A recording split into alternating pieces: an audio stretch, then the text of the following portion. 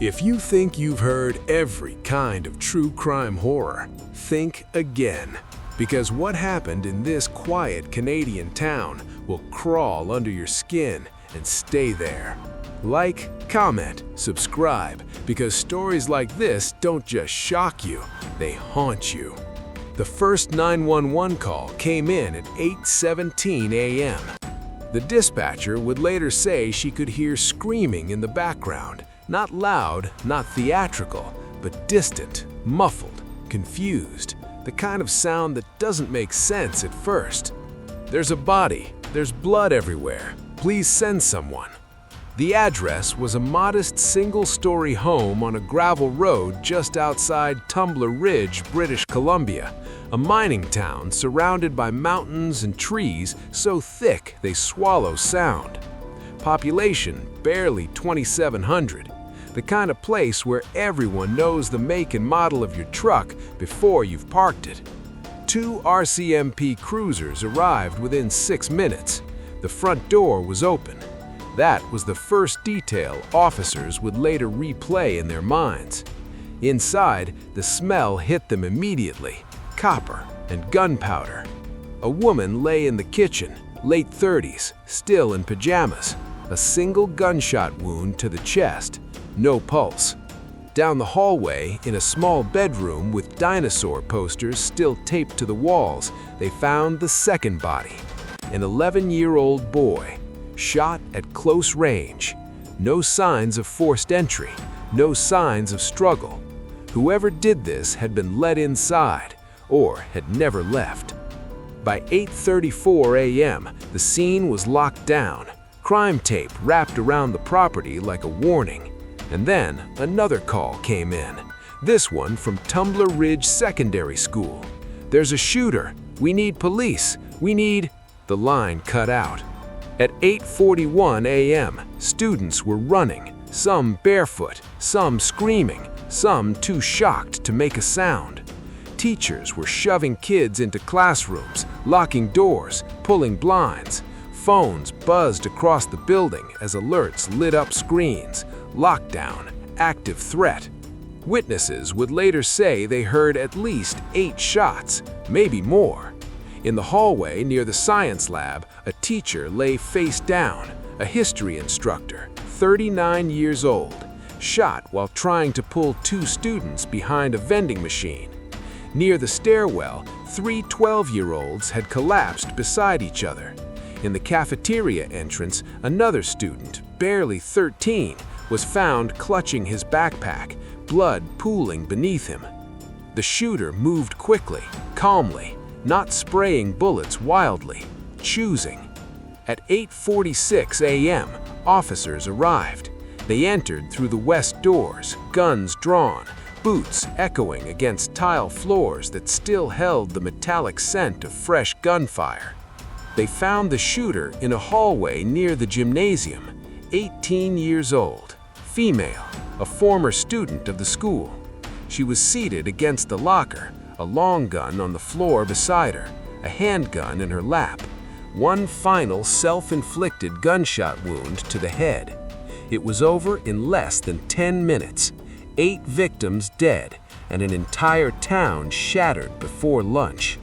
By noon, news helicopters circled overhead. National media descended like a storm. Tumbler Ridge had never seen anything like this, and no one could understand how it began inside a family home. The suspect's name was released later that afternoon: Jesse Van Rootselaar, 18, recently withdrawn from school. Described by some classmates as quiet, by others as distant, by a few as angry, but no one, at least publicly, described her as violent. Investigators began reconstructing the timeline. At 7:59 a.m., Jesse's mother had texted a coworker saying she might be late.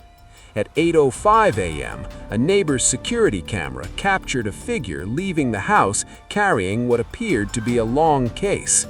At 8:12 a.m., Jesse's car was seen headed toward the school. Police discovered 2 legally registered firearms in the home, both belonging to the mother's husband, Jesse's stepfather, who was out of town for work. The weapons used in the shooting had been stored in a locked cabinet in the garage.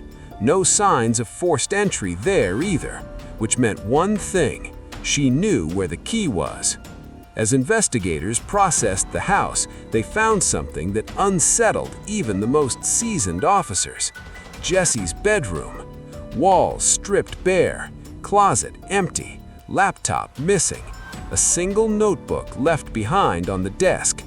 Inside, pages filled with fragmented sentences. "I won't be ignored. They'll understand soon. It has to start at home." The handwriting grew more chaotic toward the end. The last page simply read, "Today." At the school, grief counselors lined the gymnasium as surviving students were escorted out in small groups. Parents clung to their children like they might vanish. The question echoed through every conversation: why? Teachers described Jessie as intelligent but withdrawn. She had left school months ago, citing anxiety and personal issues. Some students whispered about online posts, dark ones, angry ones, but nothing had been reported formally. Detectives pulled social media records. Most accounts had been deleted within hours of the shooting. That was unusual. Extremely unusual. Someone had wiped them clean, but how? The digital forensics team would later confirm the deletions occurred at 9:02 a.m., 16 minutes after Jessie was declared deceased. The town vigil that night felt unreal. Candles flickered beneath the northern sky. 8 photographs arranged across folding tables: a mother, a child, a teacher. 5 students with futures that would now exist only in yearbooks. The Prime Minister addressed the nation, flags lowered to half-mast, but behind the public mourning, investigators were uncovering cracks in the story. Jesse's stepfather returned to town under police escort. He appeared devastated, cooperative. He confirmed the guns were his. He confirmed they were locked. He confirmed only 3 people knew where the spare key was hidden: himself, his wife, and Jessie. But then he said something that made detectives exchange glances. The key wasn't in its usual place last week. He hadn't reported it. He assumed he'd misplaced it. Autopsy results revealed something else disturbing. The mother had been shot from behind. No defensive wounds, which meant she never saw it coming. The stepbrother had been shot while sitting on his bed. No signs of struggle there either. It wasn't rage, it was execution. Calculated. The school shooting followed the same pattern. Precise shots, minimal wasted rounds. This wasn't random chaos, it was planned. And that's when digital forensics made a call that would shift the investigation entirely. They had partially recovered deleted files from a cloud backup linked to Jesse's old email. Folders labeled with dates, maps of the school layout, bell schedules, notes on teacher routines, and one more folder, locked with encryption. It had been accessed at 8:58 a.m., 12 minutes after the final shot, from an IP address that did not belong to the school or to Jesse's phone. It was accessed from inside the Van Rootselaar home, while police were already on scene, which meant someone else had been there, someone with the password, someone who knew exactly what to erase. Detectives rushed back to the house. The crime scene team had cleared the interior hours earlier, but they hadn't searched the attic because no one thought to, until they saw faint scuff marks near the hallway ceiling panel. When officers pulled the ladder down and pushed open the hatch, dust rained onto the floor. The attic was cramped, insulated, silent, and in the far corner, partially concealed beneath fiberglass and old storage boxes, they found a second laptop, still warm, powered on, connected to a mobile hotspot device. The encrypted folder was open, and someone had been in that attic while police walked the hallway below. But when they scanned the space again, there was no one there. only the glow of a screen displaying a single unsent draft message. She wasn't supposed to stop it, too.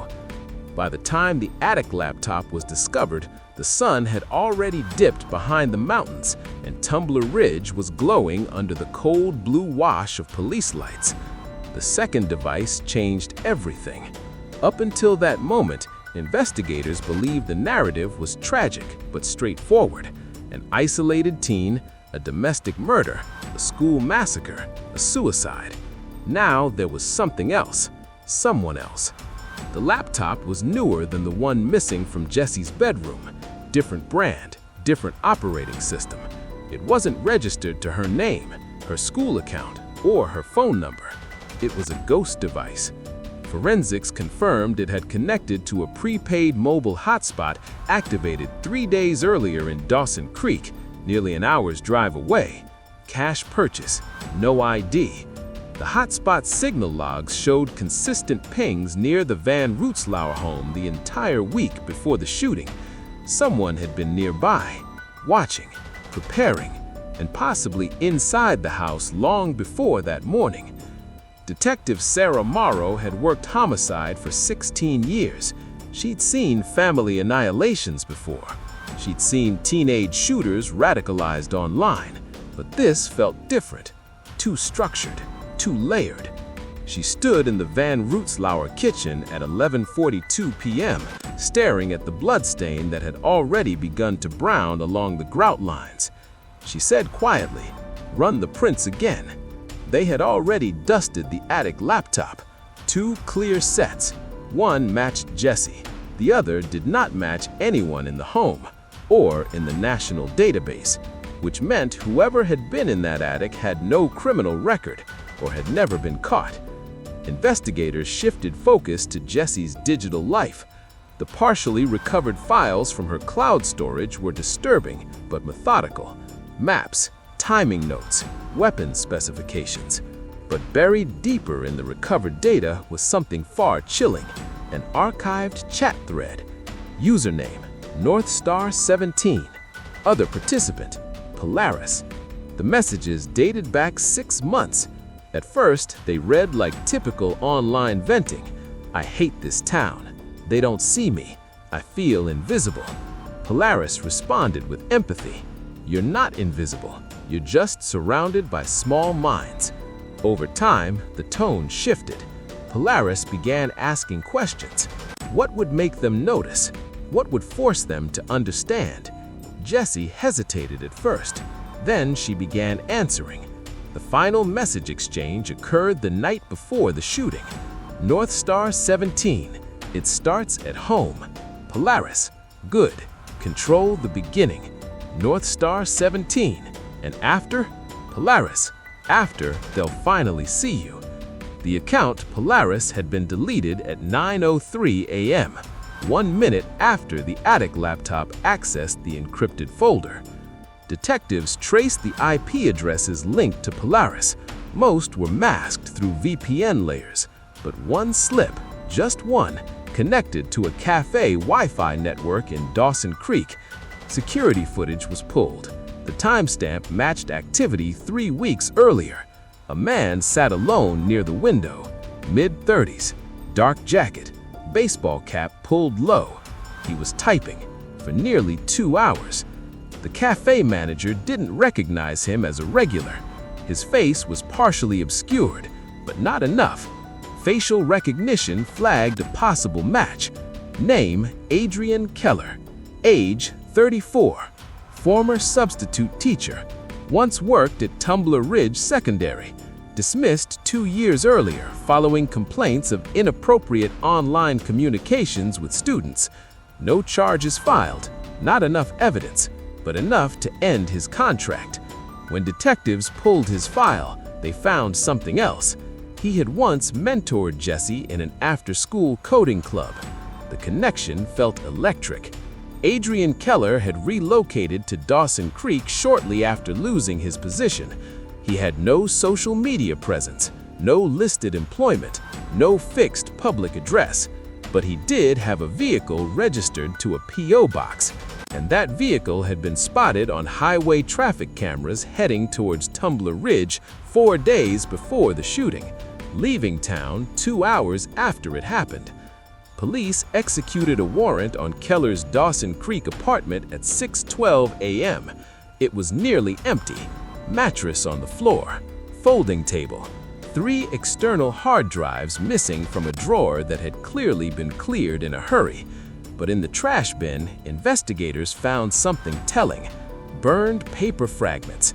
Forensic reconstruction revealed partial phrases: bell schedule, fire alarm timing, mother first. The phrase chilled the room. Mother first. Exactly what happened. Back in Tumbler Ridge, grief was turning into anger. Parents demanded answers. How did an 18-year-old gain access to locked firearms? Why hadn't warning signs been reported? Why hadn't someone seen this coming? But investigators were asking a different question. Had Jessie truly been the architect of this immense, or had someone carefully built the blueprint around her pain? Detective Morrow returned to Jessie's notebook, the one left behind in her stripped bedroom. She studied the handwriting closely. The early entries were steady, measured, but the final pages, the frantic ones, showed subtle inconsistencies. Letter slants shifted, pressure patterns changed. It was slight, but enough for a handwriting analyst to confirm at least 2 pages had been written by someone else, including the final page that said, "Today." Keller's phone records were obtained through emergency authorization. His device had been powered off at 7:48 a.m. on the morning of the shooting, but cell tower pings placed him within 5 kilometers of the Van Rootzlauer home at 7:32 a.m. The murders at the house were estimated between 7:45 and 8 a.m., meaning he was nearby when Jessie killed her mother and stepbrother, or when someone did. Autopsy timelines showed something subtle but critical. The mother's time of death could have been as early as 7:30, earlier than originally estimated, before Jessie's car was seen leaving the driveway, before any neighbor reported hearing a shot, which meant one terrifying possibility: Jessie may not have fired the first gun. Investigators re-examined ballistic evidence. 2 weapons were recovered at the school, but at the house, shell casings revealed something strange. The bullet that killed the mother came from the long gun, the one later found at the school beside Jessie, but the bullet that killed the stepbrother came from the handgun, and residue analysis showed Jessie's fingerprints were dominant on the long gun, but partial prints on the handgun did not match her. They were incomplete, smudged, but not hers. At 2:18 p.m., an anonymous tip came through Crime Stoppers. The caller claimed to have seen a man matching Keller's description walking near the Van Rootzlauer property at dawn on the morning of the shooting. The caller refused to give a name. Voice distorted. Call traced to a prepaid phone, purchased in Dawson Creek 2 days earlier. Detective Morrow felt the case tightening like a vice. If Keller had manipulated Jessie for months, if he had groomed her rage, if he had physically been present that morning, then this wasn't just a school shooting, it was orchestration, and Jessie might not have been the only one pulling the trigger. At 7:46 p.m., SRCMP located Keller's vehicle abandoned near a remote logging road 30 kilometers outside Dawson Creek. Inside, they'll never suspect the quiet ones. The search teams fanned into the forest. Drones scanned the tree line. Thermal imaging swept across dense brush. And then, at 9:03 p.m., a drone operator spotted a heat signature beneath a cluster of fallen timber. Officers approached cautiously, weapons drawn, flashlights cutting through the dark. They found Adrian Keller lying on his back, alive, conscious, a handgun resting loosely beside his hand. He didn't resist, he didn't run, he simply looked up at the officers and said something that would echo through every courtroom headline that followed. "You're too late." He was arrested without incident. But when they searched his person, they found something that made Detective Morrow's stomach drop. a folded sheet of paper, a schedule, tomorrow's bell times, printed, highlighted, and beneath it, written in pen, Phase 2. Jesse had been dead for over 24 hours. The town believed the nightmare was over, but Adrian Keller hadn't planned for it to end with 8 victims. And whatever Phase 2 was, it was supposed to happen the next morning. By midnight, Adrian Keller was in an interrogation room in Dawson Creek. No lawyer, no panic, no visible fear. Just a man sitting calmly beneath fluorescent lights, hands folded on the metal table, as if he were waiting for a delayed train. Outside the room, Detective Sarah Morrow reviewed everything again.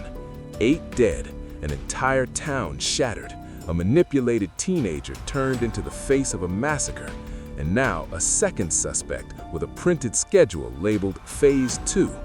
They had prevented something, but they didn't yet know what.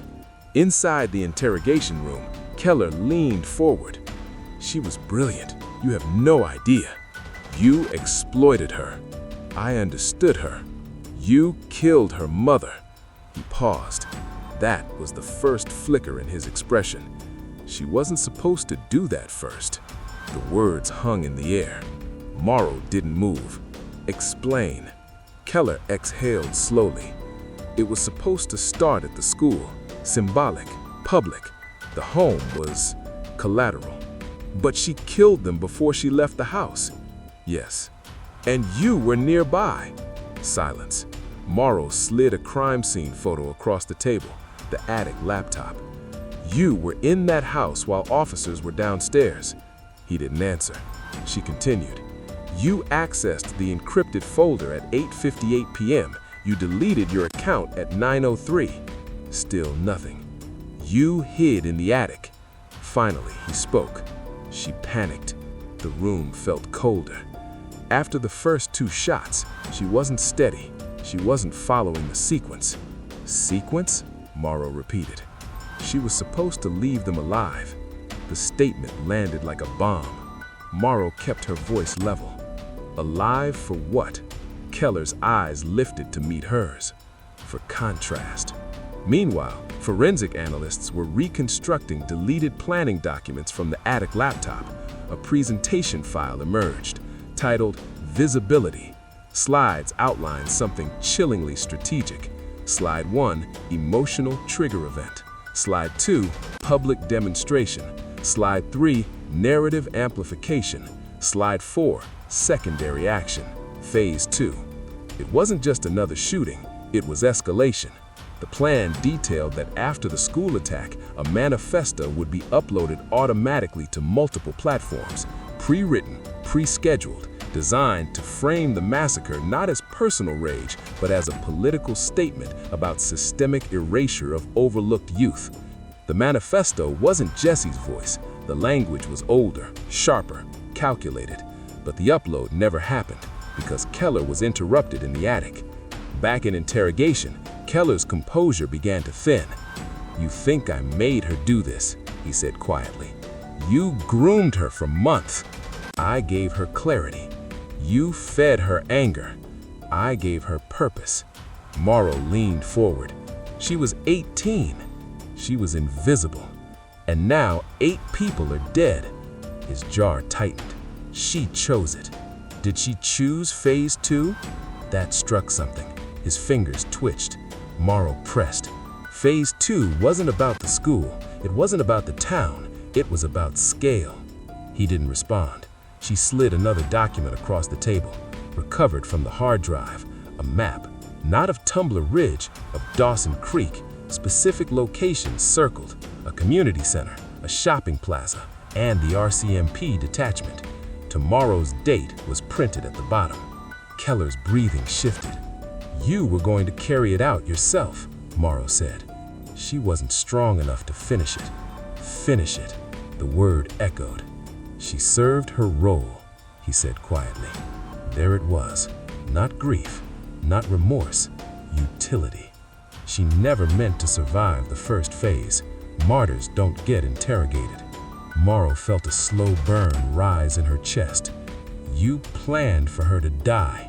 She knew the risks. She was a teenager. She was committed.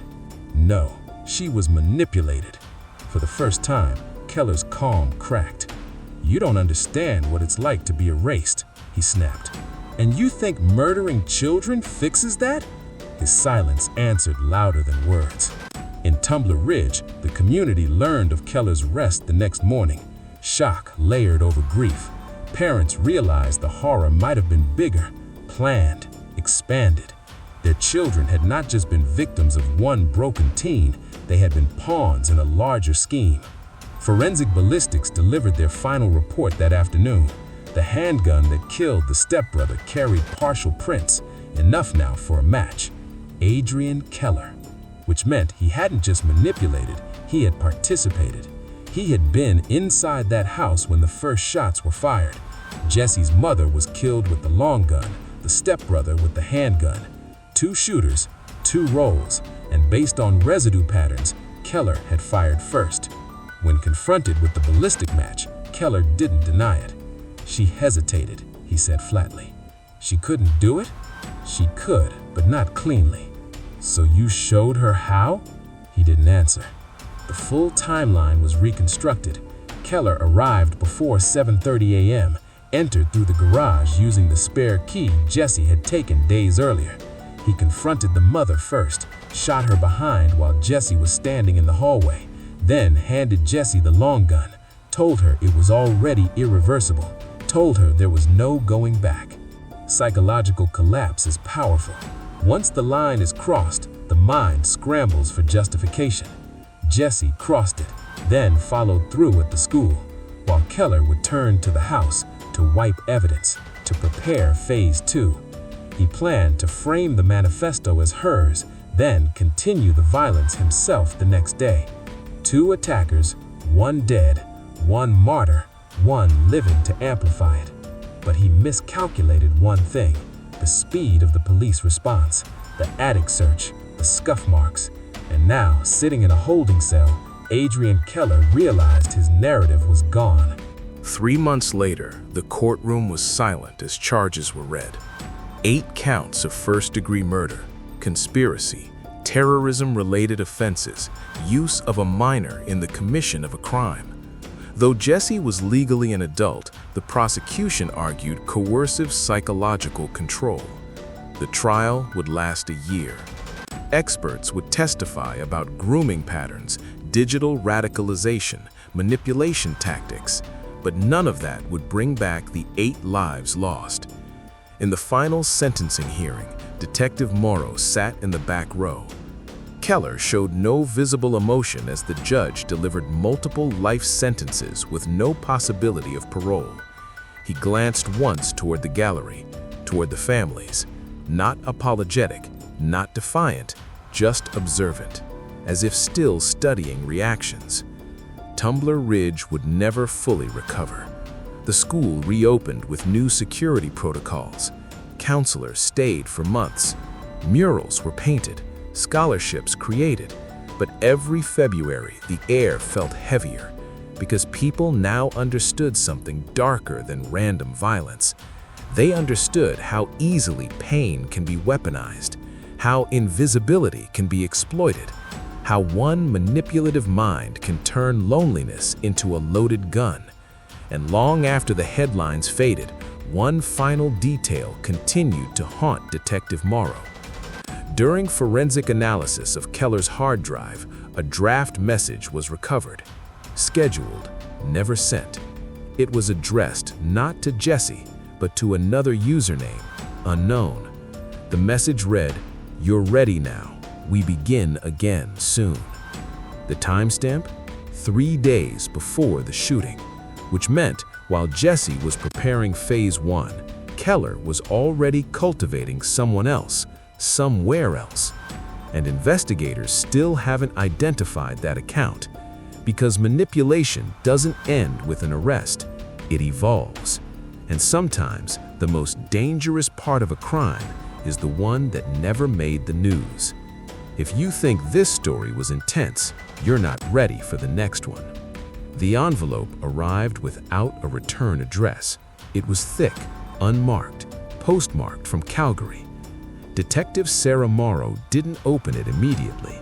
It had been 6 months since Adrian Keller's sentencing, 6 months since the courtroom doors shut behind him for the last time, 6 months since the town of Tumbler Ridge tried and failed to feel normal again. The envelope was addressed directly to her, not the RCMP, not the department, her. She slid it open carefully. Inside was a single sheet of printer paper. No fingerprints, they would later confirm that. No DNA, just typed text. You only caught the loud one. Morrow read it twice, then a third time. Attached to the paper was a USB drive. The drive contained one video file, time-stamped 2 weeks earlier. Morrow watched it alone. The footage showed a bedroom somewhere, plain walls, dim lighting, a desk with a laptop open. The camera wasn't pointed at a face, just hands, young hands, restless, typing. On the laptop screen was an encrypted messaging interface, the username visible at the top, South Aurora. The conversation thread below showed archived messages from Polaris, from Adrian Keller, months old, encouraging, affirming, planting doubt about family, about teachers, about authority. But the newest message wasn't from Polaris, it was from someone else, username Horizon Line. Don't let his arrest discourage you. The mission was bigger than one person. The typing hesitated, then replied, I don't know if I can. Horizon Line answered almost instantly, you can. You've already taken the first step. The video ended there. No faces, no voices, just proof that Keller hadn't been alone in the ideology or in the recruitment.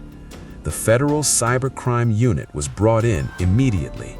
The USB drive had been wiped clean of traceable metadata, no sender information, no clear origin point. But the IP trail from the South Aurora account led to somewhere unexpected. Portland, Oregon, a suburb, residential. The account holder was a 17-year-old high school student named Caleb Turner. Honor roll, track team, no criminal record. When investigators executed a quiet warrant to monitor his activity, they discovered something unsettling.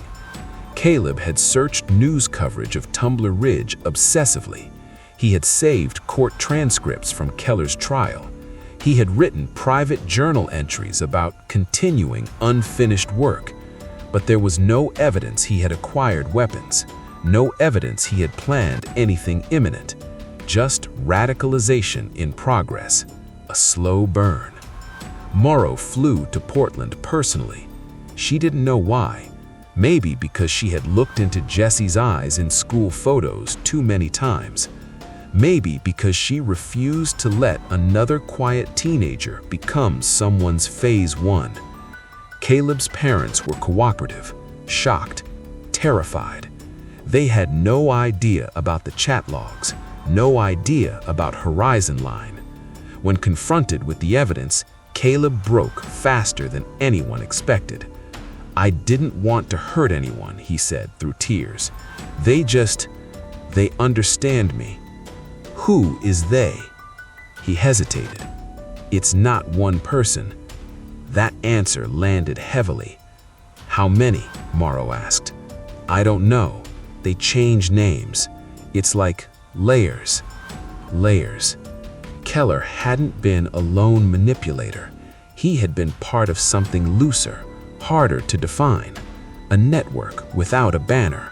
A philosophy without a single leader.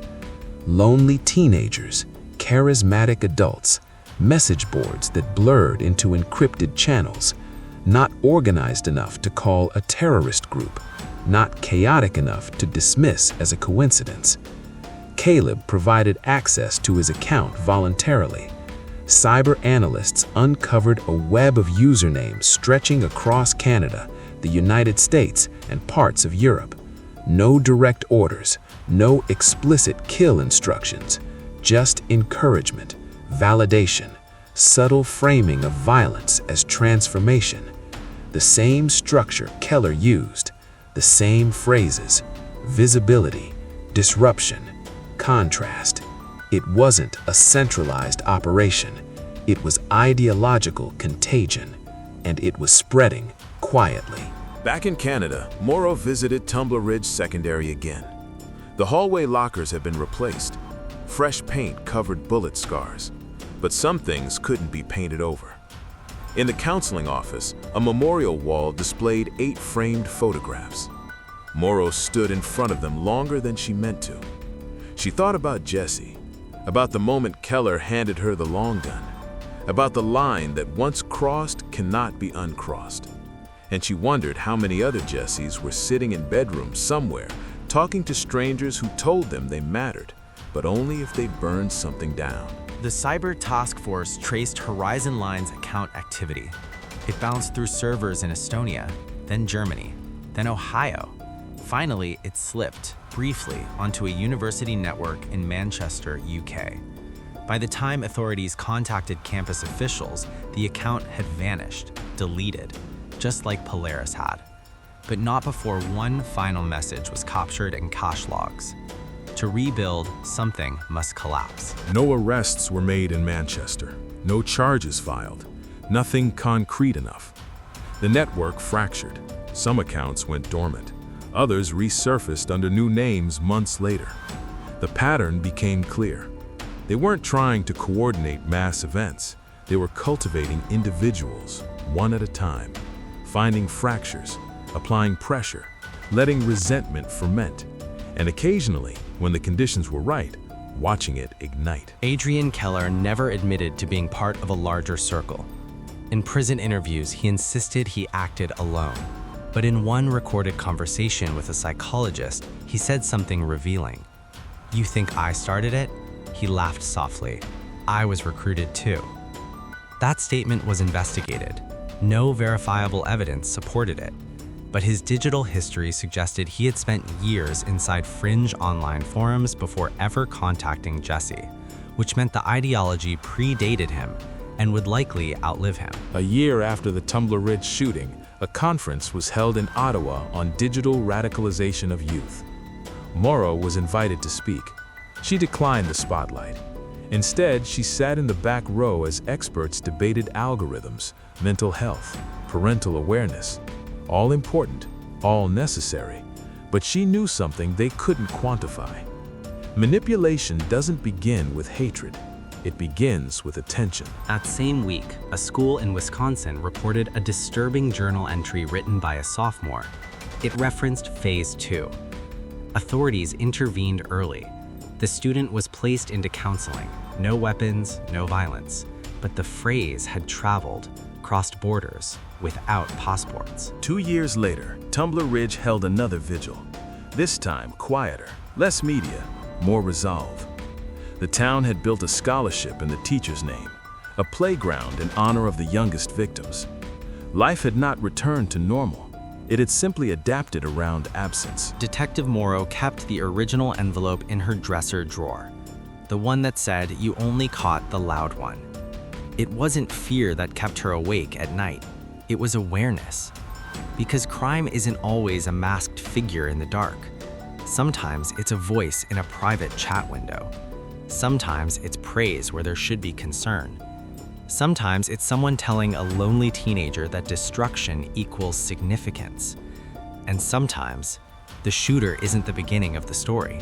They're the middle. On the 3rd anniversary of the massacre, cybercrime analysts flagged a new encrypted forum gaining traction among isolated teens.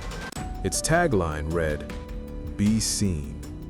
Authorities infiltrated it early, shut it down within weeks, prevented what could have become something else, something worse. But the reality remained. For every forum dismantled, another would appear.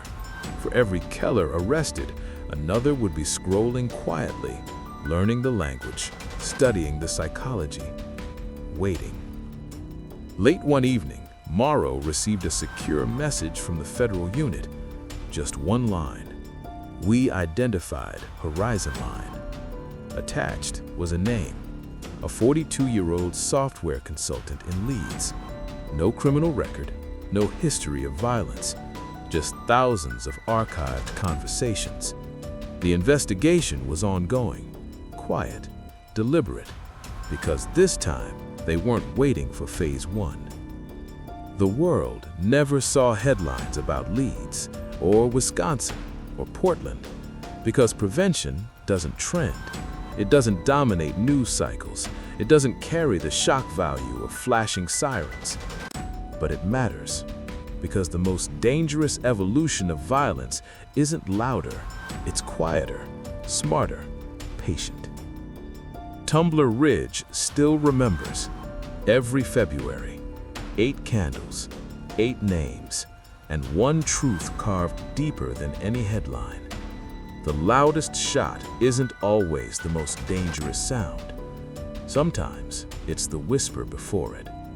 And somewhere, right now, someone is listening to a whisper that tells them they matter only if something burns. The question isn't whether evil exists, it's whether we catch the quiet ones before they believe it. If this story unsettled you, it should, because the next one might already be unfolding.